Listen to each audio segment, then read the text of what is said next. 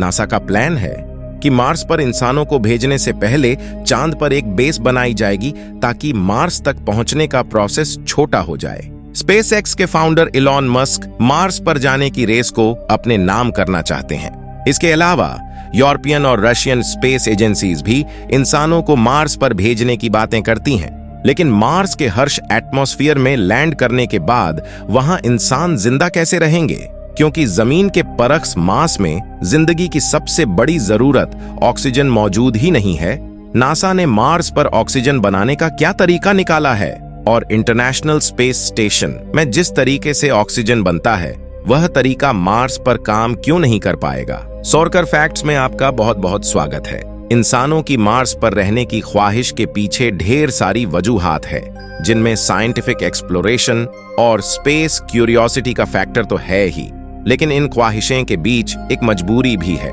वह यह कि अर्थ पर किसी आफत की वजह से कहीं इंसानों की नस्ल खत्म ही ना हो जाए, जैसा कि 6.5 करोड़ साल पहले हमारी दुनिया से डायनासोर का खत्म हुआ था। दोस्तों, और ऐसा पॉसिबल भी है, जिसकी एक एग्जाम्पल हम अर्थ पर क्लाइमेट चेंज की सूरत में देख रहे हैं। यही शायद सबसे बड़ी वजह है कि आने वाले वक्त में कोई ना कोई मार्स का नील आर्मस्ट्रॉन्ग बनेगा। एक तरफ इलॉन मस्क ने पहले 2026 में मार्स को कॉलोनाइज करने का इरादा किया था, लेकिन अब उनकी तरफ से 2029 की प्रेडिक्शन की गई है। दूसरी तरफ नासा ने भी 2030 तक इंसानों को मार्स पर लैंड कराने का इरादा किया है। पर सवाल ये नहीं है कि कौन पहले मार्स पर जाएगा। सवाल ये है कि मार्स पर जाने के बाद इंसान जिंदा कैसे रह पाएंगे। बेशक मार्स की कई सारी प्रॉपर्टीज अर्थ से मिलती जुलती हैं, जैसा कि मार्स का एक दिन, जिसको मार्शन डे या सोल भी कहा जाता है, उसकी लेंथ अर्थ के दिन के मुकाबले में सिर्फ 39 मिनट्स ही ज्यादा है। वहां भी मुख्तलिफ मौसम है और अर्थ पर इसके अलावा अर्थ के पोल्स पर भी आइस कैप्स हैं और मार्स के पोल्स पर भी। अर्थ पर भी एटमॉस्फेयर है, जबकि मार्स पर पतला ही सही लेकिन एटमॉस्फेयर जरूर है। लेकिन एक चीज जो मार्स पर इंसानों के रहने के लिए बिल्कुल ना काफी है, वो है ऑक्सीजन।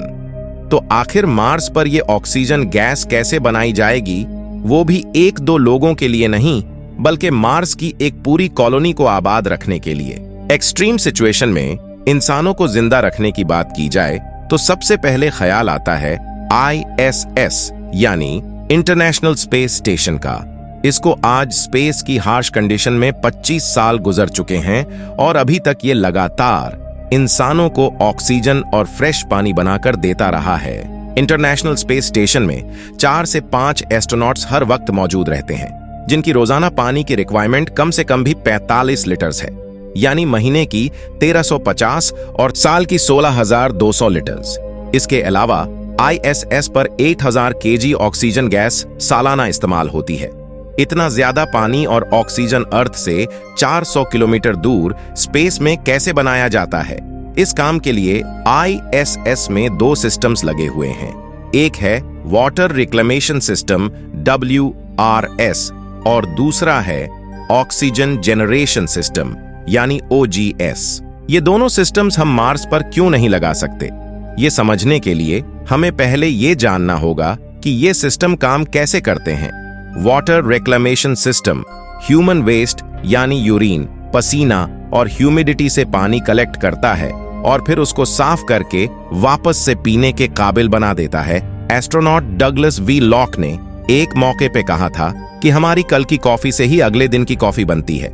WRS सिस्टम ISS में पहले से मौजूद पानी को प्यूरिफाई करके दोबारा से इस्तेमाल के काबिल बना देता है और इस तरह 98% पानी जाया होने से बच जाता है।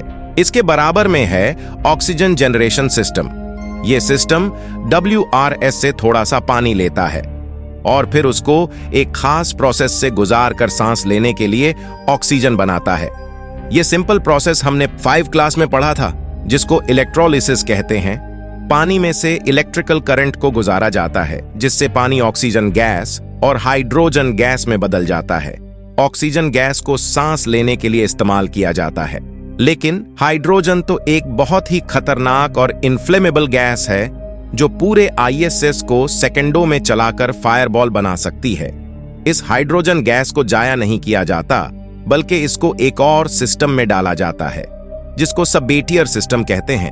ये सिस्टम आईएसएस में मौजूद एस्ट्रोनॉट्स के वेस्ट कार्बन डाइऑक्साइड को जमा करके उसको हाइड्रोजन गैस के साथ मिलाकर उसमें से पानी, मीथेन गैस और थोड़ी सी गर्माइश बनाता है। पानी को वापस से इस्तेमाल में लाया जाता है, गर्माइश को हीट मैनेजमेंट सिस्टम में डाल दिया जाता है। लेकिन मीथेन गैस, जिसकी अर्थ पर बहुत अहमियत है, उसको आईएसएस से बाहर स्पेस में निकाल दिया जाता है। मीथेन गैस जो एक तरह का फ्यूल भी है, इससे एनर्जी भी बनाई जा सकती है और हीट भी। लेकिन उसको जाया इस वजह से किया जाता है क्योंकि इसको जलाने के लिए ऑक्सीजन की जरूरत है, और आईएसएस पर ऑक्सीजन ही तो है जो सबसे ज्यादा कीमती है। आईएसएस के इस पूरे ऑक्सीजन और वार्ता के प्रोसेस पे अगर गौर किया जाए तो ये रिफ्यूलिंग मिशंस पर डिपेंड करते हैं, क्योंकि बेशक ये 98% एफिशिएंट तो है, लेकिन फिर भी हर सिस्टम में लॉसेस और लीकेजेस तो होती ही है। इसी वजह से हर 6 महीने या साल के बाद पानी और ऑक्सीजन को जमीन से लाकर आईएसएस में डाला जाता है। ये रिफ्यूलिंग मिशंस बहुत कॉस्टली होते हैं, जिनमें सिर्फ 1 लीटर पानी को 400 किलोमीटर ऊपर आईएसएस तक पहुंचाने का खर्चा $2,500 से भी ज्यादा होता है। लिहाजा 22.5 करोड़ किलोमीटर दूर मार्स पर इसी तरीके से ऑक्सीजन बनाना किसी भी तरह से कॉस्ट इफेक्टिव नहीं है। इसके लिए कोई ऐसा सिस्टम बनाना होगा जो मार्स पर ही मौजूद रिसोर्सेज को इस्तेमाल करके उसमें से ऑक्सीजन बनाए। 2021 में जो नासा का परसिवियरेंस रोवर मार्स पर भेजा गया था, उसमें इसी तजुर्बे के लिए एक डिवाइस लगाई गई थी, जिसको मॉक्सी यानी मार्स ऑक्सीजन इन सिचु एक्सपेरिमेंट का नाम दिया गया है, जो कि आईएसएस में तो पानी का सोर्स रिफ्यूलिंग होता है, लेकिन मार्स पर पानी ढूंढने के लिए उसके पोलर कैप्स तक जाना होगा या फिर कई फुट नीचे ड्रिल करके बर्फ निकालनी होगी। इसी वजह से मॉक्सी मार्स के एटमॉस्फेयर से ही कार्बन डाइऑक्साइड को यूज करके उसमें से ऑक्सीजन बनाता है। जैसे आसान भाषा में सिखाया जाए तो मार्स के एटमॉस्फेयर में 95% कार्बन डाइऑक्साइड है। मॉक्सी बाहर के एटमॉस्फेयर से कार्बन डाइऑक्साइड पंप करके उसको प्रेशराइज करता है और फिर उसको एक इलेक्ट्रोलाइजर में डालकर 800 डिग्री सेल्सियस के टेम्परेचर पे हीट किया जाता है, जिससे कार्बन डाइऑक्साइड में से ऑक्सीजन गैस अलग हो जाती है।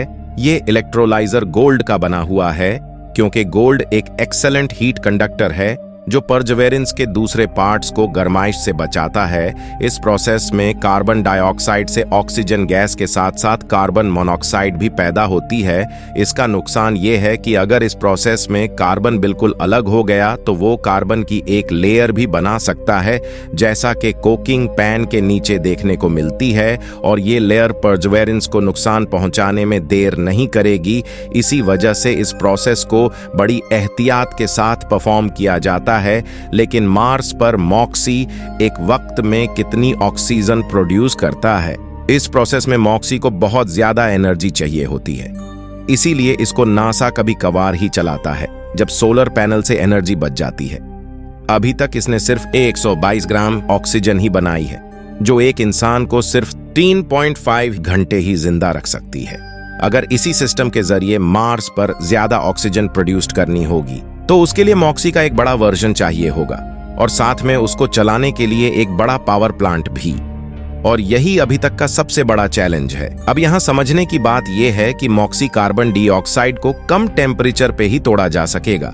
इसमें कार्बन डाइऑक्साइड को हीट करके नहीं, बल्कि इसके अंदर वाइब्रेशन पैदा करके इसमें से ऑक्सीजन मॉलिक्यूल्स को अलग किया जाएगा। फिलहाल इस टेक्नोलॉजी को लैब में टेस्ट किया गया है, लेकिन अर्थ के हाई एटमॉस्फेरिक प्रेशर और टेम्परेचर की वजह से ये एक्सपेरिमेंट अर्थ पर करना मुमकिन नहीं है। लेकिन मार्स का एटमॉस्फेयर इस काम के लिए बिल्कुल परफेक्ट है।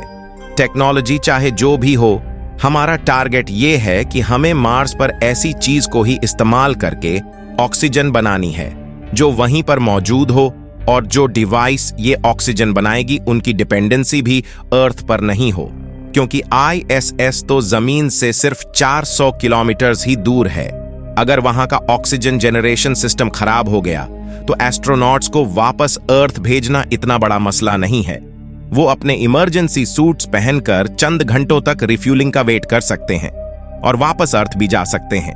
लेकिन अगर मार्स पर कॉलोनाइजेशन के बाद ऑक्सीजन जनरेशन मशीन में कोई मसला हो गया तो ना ही रिफ्यूलिंग का ऑप्शन होगा और ना ही अर्थ वापस जाना इतना आसान हो पाएगा। आशा करते हैं कि आपको यह वीडियो बहुत पसंद आया होगा। अगर पसंद आए तो लाइक एंड सब्सक्राइब जरूर कर देना। Thank you so much for watching. मिलते हैं अगले एक शानदार वीडियो पर। Bye bye.